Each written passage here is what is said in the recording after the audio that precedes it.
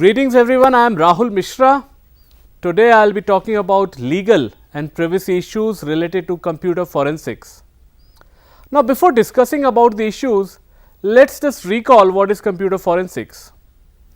Computer forensics is the science of identifying, analyzing, preserving, documenting and presenting evidence and information from digital and electronic devices, and it is meant to preserve the privacy of users from being exploited. Forensics specialists have a duty to their client to pay attention about the data to be extracted that can become possibly evidence. Essentially, it can be digital evidences investigation and way guiding to feasible litigation.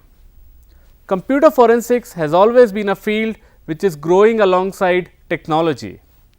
As networks become more and more available and data transfer through networks getting faster, the risk involved gets higher. Malicious software, tools and methodologies are designed and implemented every day to exploit networks and data storage associated with them to extract useful private information that can be used in various crimes. This is where computer forensics and security comes in. Now let us talk about the legal issues related to computer forensics. Use of computer technology in legal procedures necessarily gives rise to issues relating to security and privacy of electronically transmitted and stored information.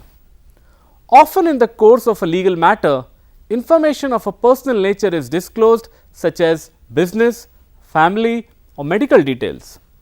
A natural concern of parties revealing such information will be to ensure that it is only used for a specific purpose and not unnecessarily disclosed or assessed. The potential for the unauthorized use of sensitive information is of increased concern where it is stored and transmitted electronically. This is due in part to the greater amount of information able to be stored and in part by new security risk to material when in electronic form. As well, it is important that there is some method by which the author of an electronic document can be reliably ascertained. In particular, for a communication to be relied upon, it must be possible to demonstrate with a high degree of certainty that the document has not been tampered with or altered in some way. It is important that such concerns are addressed in order to guarantee the integrity of any electronic legal system and to establish confidence in the reliability of the system. Without sufficient guarantees of security and a respect for the privacy of information, the development of electronic legal procedures is unlikely to be readily accepted by the legal profession and the wider community. Computers and the internet have become a pervasive element in modern life. This technology is also used by those who engage in crime and other misconduct.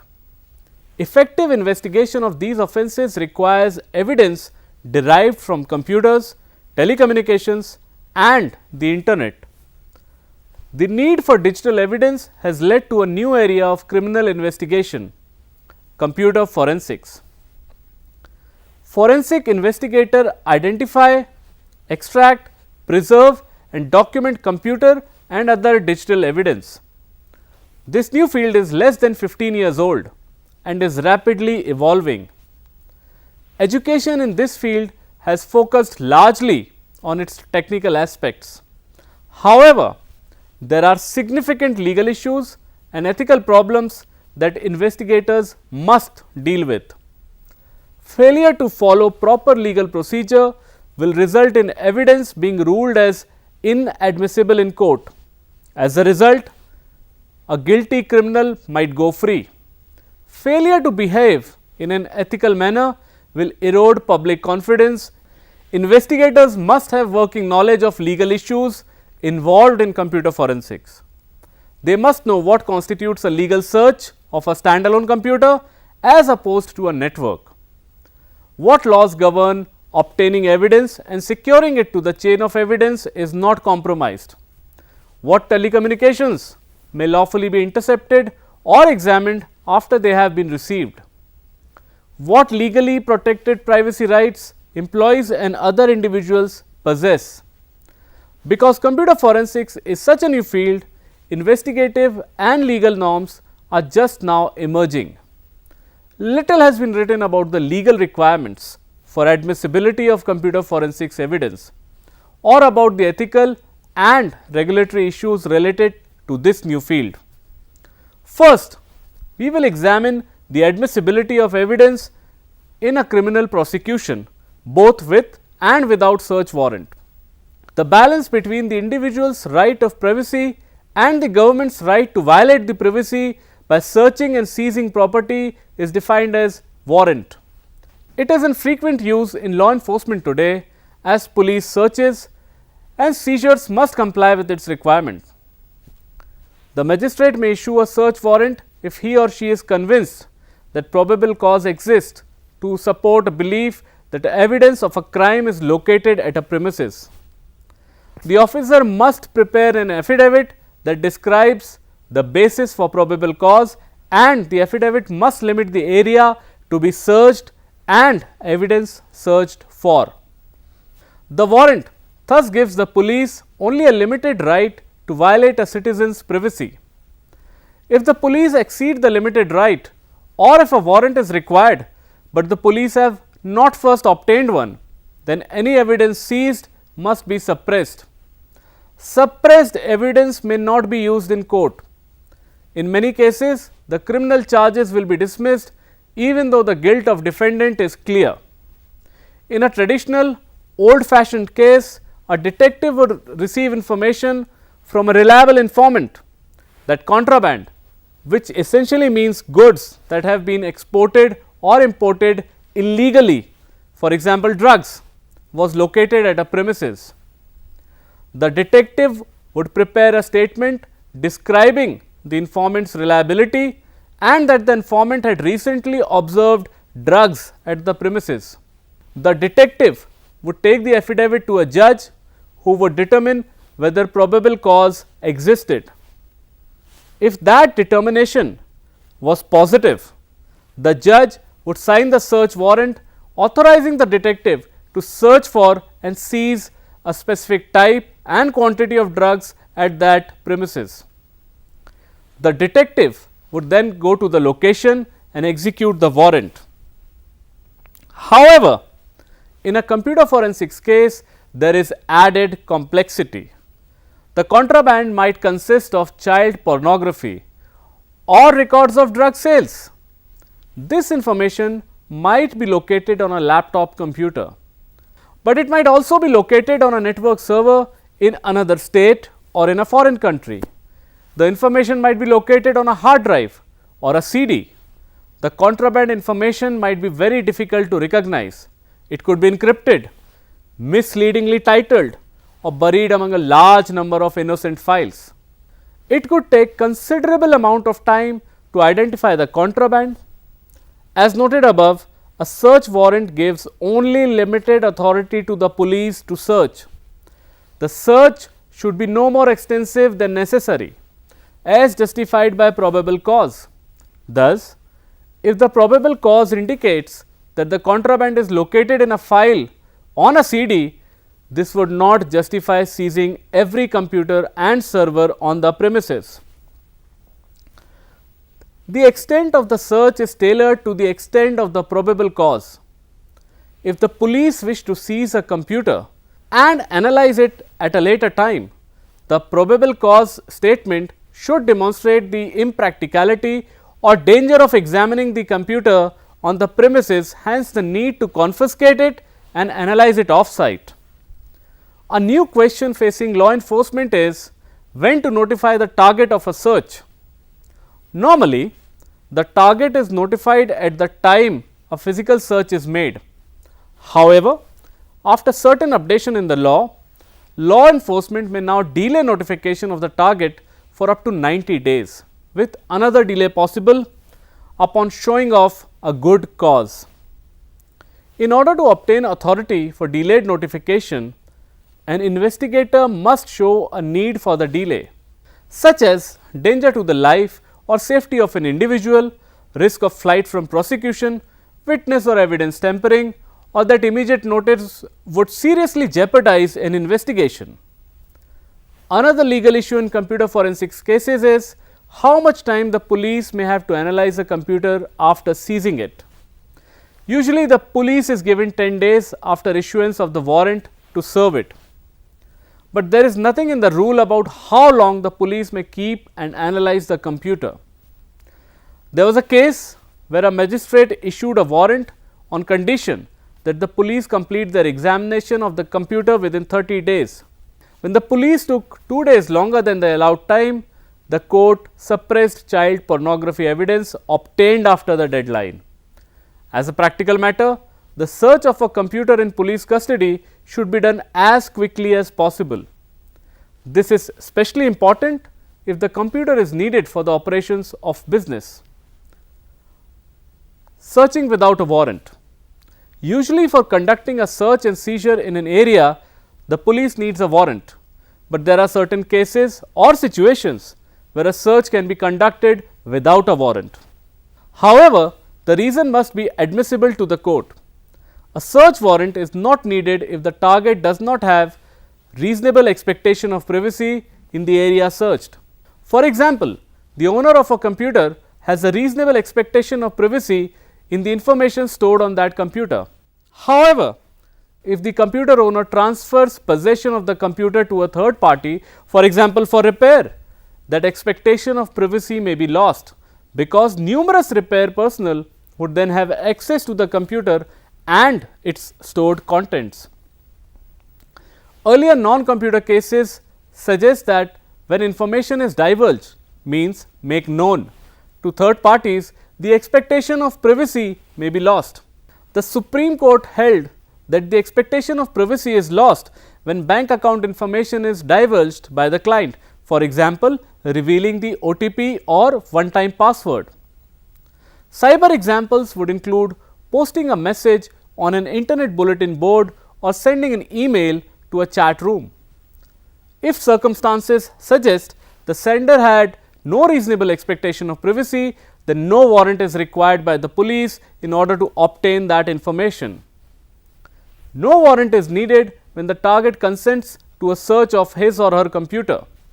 No warrant is needed where a third party such as a spouse, parent, employer or co-worker consents to the search, so long as the third party has equal control over the computer. No warrant is required when probable cause exists, but there is an emergency, leaving no time or opportunity to obtain a warrant. An example is where agents observed that the target was deleting files, so they immediately seized the computer. Privacy issues. Privacy issues have always been a major concern in computer forensics and security, and in case of an investigation, whether it is pertaining to computer or not always privacy issues appear. To enable privacy's protection in the physical world, we need the law that should be legislated, but in a digital world, by rapidly growing of technology and using the digital devices more and more that generate a huge amount of private data, it is impossible to provide fully protected space in cyber world during the transfer, store and collect data. Since its introduction to the field, forensics investigators and developers have faced challenges in finding the balance between retrieving key evidences and infringing user privacy. Privacy preservation from users' perspective. The major problem of preserving privacy is the lack of knowledge and understanding. General users do not know the technicalities of how networks and data storage are being managed and their rights in their personal and private information being used by organizations. Hence, researches and development of a framework and systems are focused more towards passive preservation without them knowing how the framework and system preserves their data. In instances where frameworks are applied to networks and databases, the solutions provided are usually effective in tackling situational crises on data privacy, and users usually do not know the solution are implemented to protect their data from being exploited. When users generally do not know if these tools work exactly like what they expect and assumed that they do work, private data are constantly under threat of being exploited by malicious parties with no warning post to the users to be aware of the situation of their private data. We also found that privacy preservation can never be achieved at its fullest. It is important for users to understand the need for them to secure their private information at the best of their interest, particularly when cloud computing technology is on the rise and more remote and shared data storages are made available for users. Users must know their responsibility in their own personal information and utilize as much as possible combinations of several developed privacy preserving solutions to protect their data while networking. From picking the right browser to perform private browsing to using the services of trusted organizations with proven functional privacy preservation policies and technologies in place are a few sets of decisions and combination of models and framework to secure private data better. We also think that users must always have the awareness and understanding that their private data might be leaked.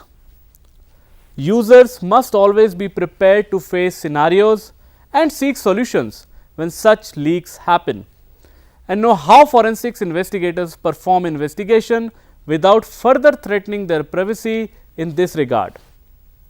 It is also important that users are prepared to deal with situations when their privacy has been breached and seek the best solutions available, including forensics investigation. Data protection refers to the set of privacy laws, policies and procedures that aim to minimize intrusion into one's privacy caused by the collection, storage and dissemination of personal data. Personal data generally refers to the information or data which relate to a person who can be identified from that information, or data whether collected by any government or private organization or an agency. India presently does not have any express legislation governing data protection or privacy. However, the relevant laws in India dealing with data protection are the Information Technology Act 2000, also known as IT Act 2000, and the Indian Contract Act 1872. A codified law on the subject of data protection is likely to be introduced in India in the near future. Under section 43A of the Indian Information Technology Act 2000, a body corporate who is possessing, dealing or handling any sensitive personal data or information and is negligent in implementing and maintaining reasonable security practices resulting in wrongful loss or wrongful gain to any person, then such body corporate may be held liable to pay damages to a person so affected. It is important to note that there is no upper limit specified for the compensation that can be claimed by the affected party in such circumstances. Under section 72A of the Indian Information Technology Act 2000, disclosure of information knowingly and intentionally without the consent of the person concerned and in breach of the lawful contract has also been made punishable with imprisonment for a term extending to 3 years and fine extending to roughly 5 lakh Indian rupees. However, under section 69 of the IT Act, any person authorized by the government or any of its officer specially authorized by the government, if satisfied, then it is necessary or expedient so to do in the interest of sovereignty or integrity of India, defense of India, security of the state, friendly relation with foreign states or public order, or for preventing incitement to the commission of any cognizable offence relating to above, or for investigation of any offence for reasons to be recorded in writing by order, can direct any agency of the government to intercept, monitor or decrypt or cause to be intercepted or monitored or decrypted any information generated, transmitted, received or stored in any computer source. The scope of section 69 of the IT Act includes both interception and monitoring along with decryption for the purpose of investigation of cyber crimes. Case study on Uber Technologies. The scenario: in August 2018, the FTC announced an expanded settlement with Uber Technologies for its alleged failure to reasonably secure sensitive data in the cloud, resulting in a data breach of 600,000 names and drivers' license numbers, 22 million names and phone numbers, and more than 25 million names and email addresses.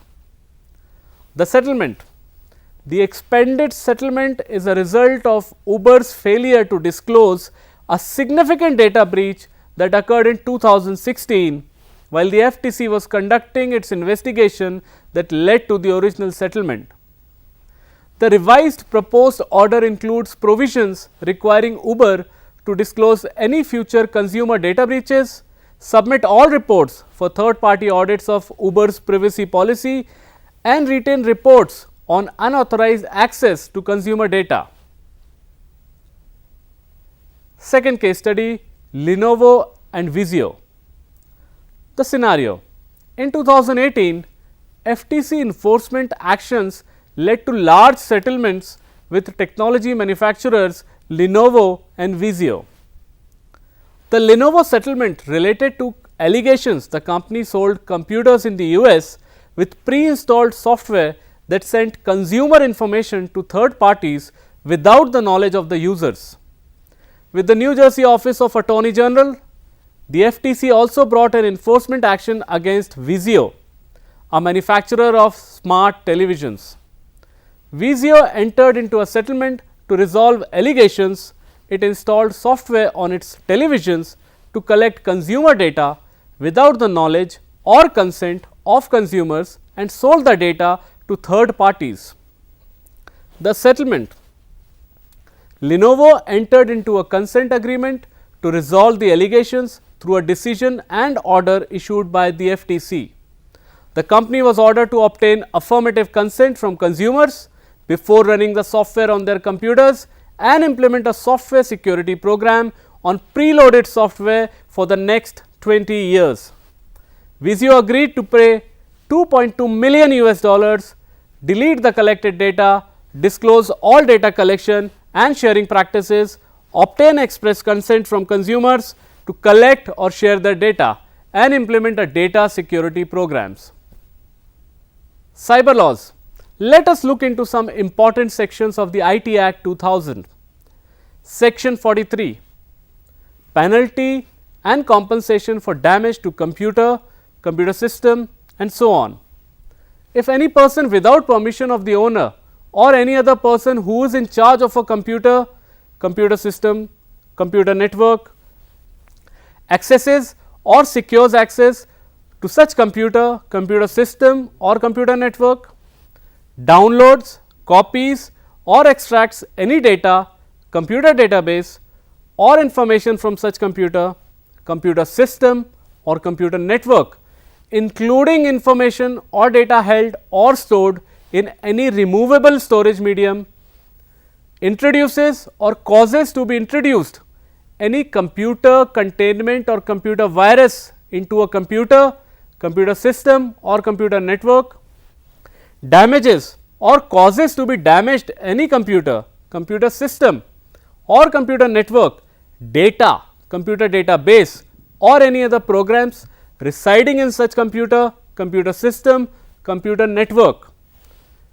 disrupts or causes disruption of any computer system or computer network, denies or causes the denial of access to any person authorized to access any computer system or computer network by any means, provides any assistance to any person to facilitate access to a computer system or computer network in contravention of the provisions of the Act, rules or regulations made thereunder, charges the services availed of by a person to the account of another person by tampering with or manipulating any computer system or computer network, destroys, deletes or alters any information residing in a computer resource or diminishes its value or utility or affects it injuriously by any means, steal, conceal, destroys or alters or causes any person to steal,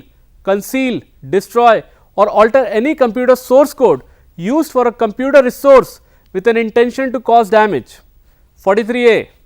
Compensation for failure to protect data, where a body corporate possessing, dealing or handling any sensitive personal data or information in a computer resource which it owns, controls or operates is negligent in implementing and maintaining reasonable security practices and procedures and thereby causes wrongful loss or wrongful gain to any person.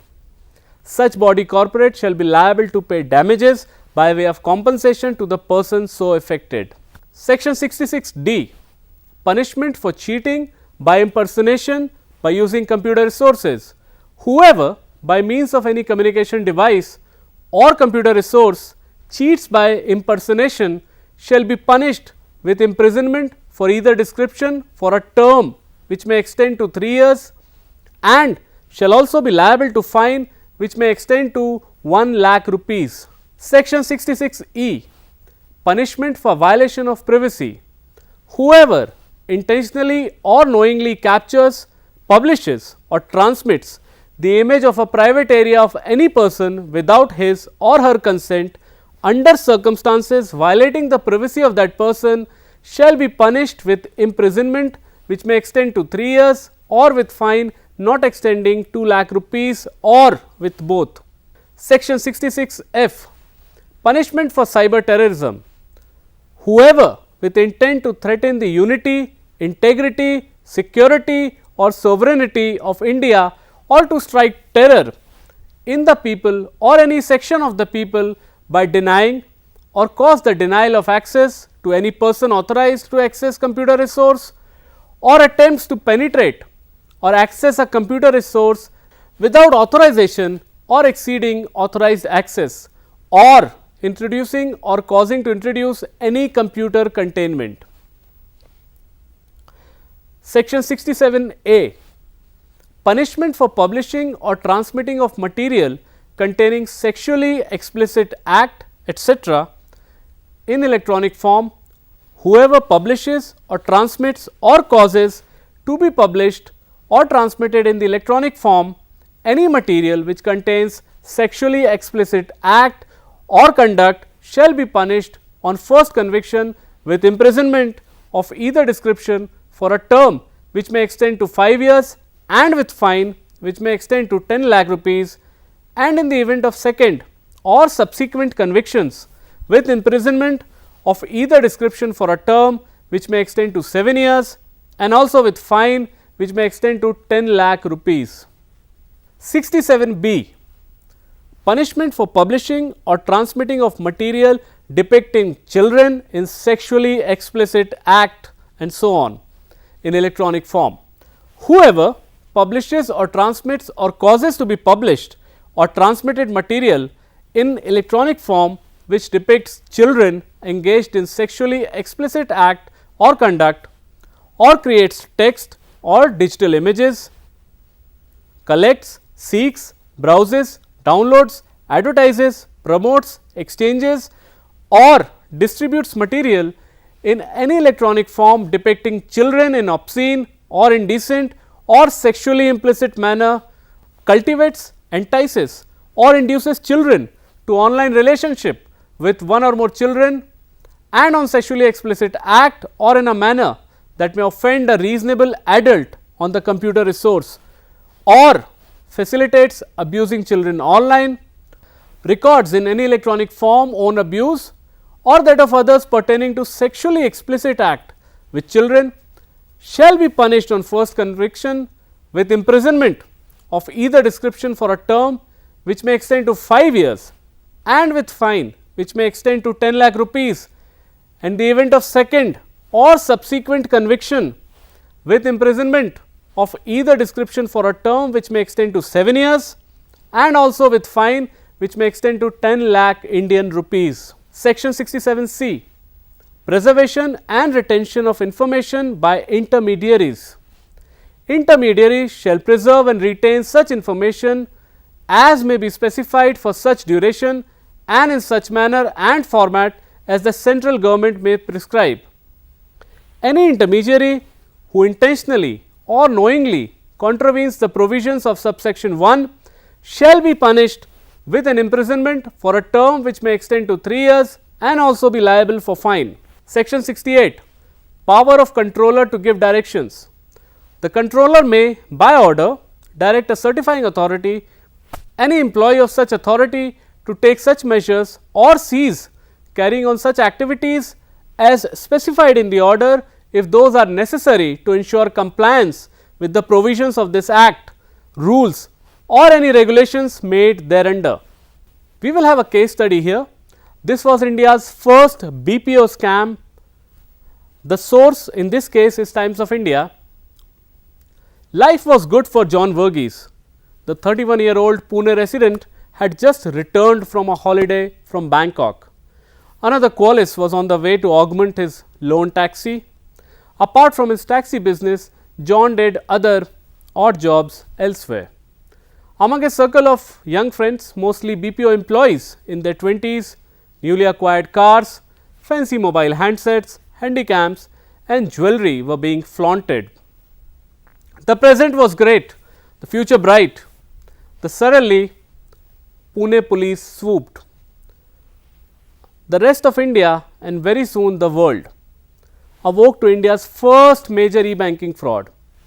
The Emphasis Citibank funds siphoning case is particularly noteworthy because of the ease with which a bunch of young BPO employees from middle class, criminal free backgrounds allegedly pulled a financial fraud worth nearly $500,000 US. The 5 accused employees of M-Source, the BPO arm of Emphasis BFL, included unit supervisor Maureen Fernandez, she was aged 25, Bijoy Alexander from Department of Human Resources, aged 26, and former customer care executives Ivan Thomas, aged 30, Siddharth Mehta, aged 20, and Stephen Daniel, aged 24, were no geek or hackers. They were not breaking through firewalls or decoding encrypted software.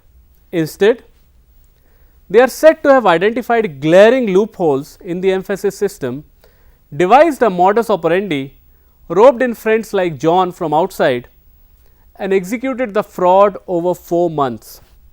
All this without Emphasis getting a whiff of what was happening. The scam may never have come to light but for Citibank New York and Citigroup Investigative Services Mumbai, which detected the fraud, did their own snooping and then urged Pune police to lay a trap.